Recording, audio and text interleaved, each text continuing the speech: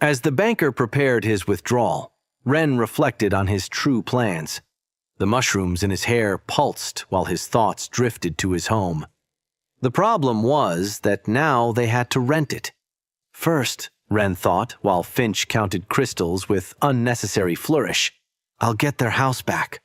Then, his eyes gleamed with determination. Then I'll show them they can have more. Voila! Finch interrupted his thoughts, presenting the crystals with a theatrical gesture and sliding them toward Ren. Here you are, my mysterious mycological magnate.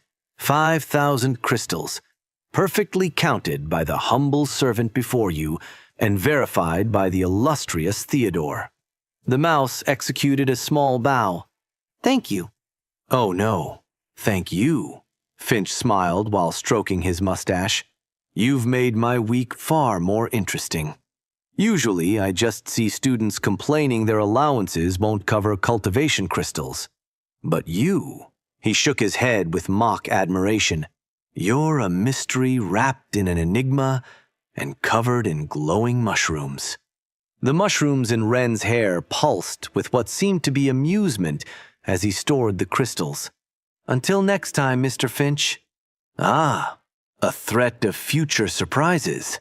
Finch turned to his mouse. Theodore, keep an eye on this one. When we least expect it, he'll show up riding a dragon made of fungi. As Ren walked away, he could hear Finch muttering, a spore, 105,000 crystals. Theodore, perhaps we should consider a career in mycology.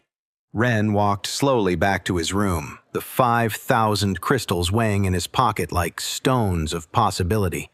The mushrooms in his hair pulsed softly while his thoughts wandered to his parents again. He stopped before a hallway window.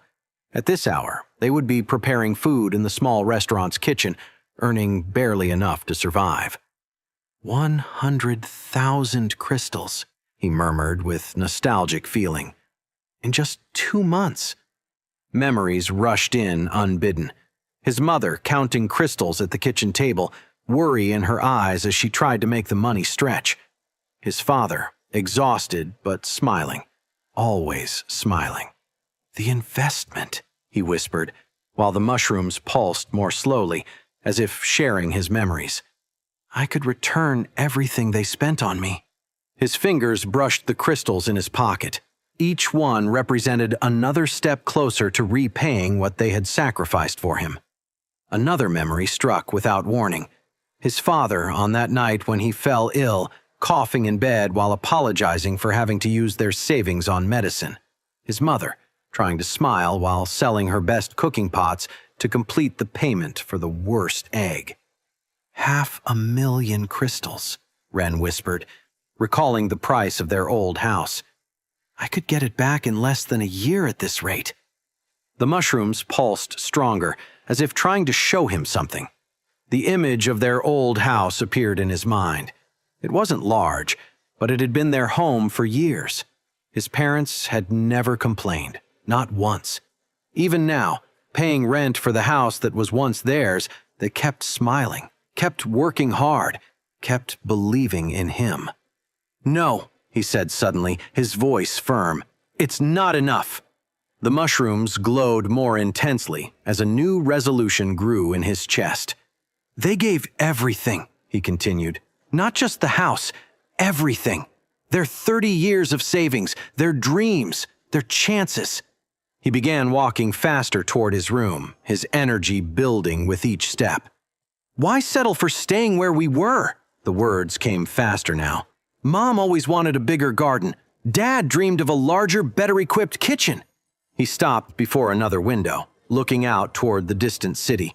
The high-ranked districts shone more brightly, their buildings rising above the rest like constant reminders of what lay beyond their reach. 30 years saving, his voice trembled slightly. 30 years working double shifts. 30 years waiting to have a child. And when I finally came... The mushrooms pulsed forcefully, sharing his emotion. They gave me everything. The words rushed out now. Without hesitation, without second thoughts, just everything. His eyes moistened as memories flowed. His mother teaching him to cook even when exhaustion bent her shoulders after a double shift. Her gentle hands guiding his smaller ones through each motion.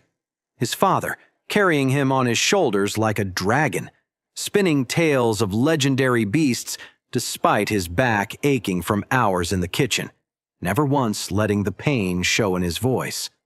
"They don't deserve to just get their house back," he declared with renewed determination. "They deserve more, much more." Ideas began flowing through his mind like a rushing river. A new house, larger than their old one. A huge garden where his mother could cultivate whatever she wanted without worrying about space. A kitchen where his father could experiment with new recipes, with proper equipment and room to move. 10 million, he murmured, testing how the number felt on his tongue. A house in the city would cost at least 10 million crystals. If I just... The mushrooms in his hair pulsed forcefully at the magnitude of the figure, their light reflecting off the window glass. "No, it's impossible. I'm getting cocky since I got a bit lucky lately," whispered the part of him that still thought like a low-rank family's son. "Is it too much?" responded the new part, the one that had earned over 100,000 crystals in 2 months. "Is it really too much?" His eyes moved to the intelligence rune inside its box with a crystal, where spores continued developing, to the sealed containers filled with materials most would fear to touch, but he had collected alone, to the crystals gleaming with contained power that he was absorbing daily now. 2 months, he repeated, his voice stronger. 100,000 in 2 months, and I'm just getting started. The mental image shifted. It was no longer their old house with its familiar rooms. Now he saw a new house, spacious and bright, worthy of the people who had given him everything. A house in any normal district of the city they choose, any one they want. If I can prove I'm capable of reaching at least silver rank, I could get them a good place. No rank restrictions, no limitations.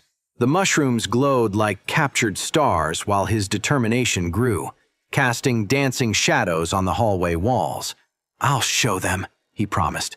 "I'll show them their sacrifice was worth it, that their faith in me wasn't misplaced."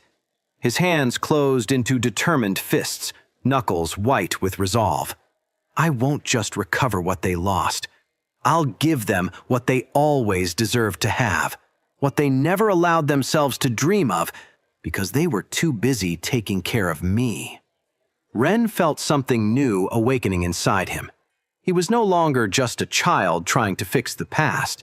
He was a son, determined to build a better future for those who had given everything for him. 10 million, he repeated, this time as a promise. And that's just the beginning. The mushrooms pulsed one final time, sealing his oath with their ethereal light. This was no longer about recovering a house or the tuition of 1 million. The old goal of regaining what was lost now seemed so small, so limited. He no longer wanted to return to what they had. He wanted to take them where they never imagined they could go. This was about giving them the world they had always deserved. Wait, that's not the end. You've just had a free taste. Now get the full story on the Pocket FM app, link in description. Check out our next video and playlist, and don't forget to like, share, and subscribe.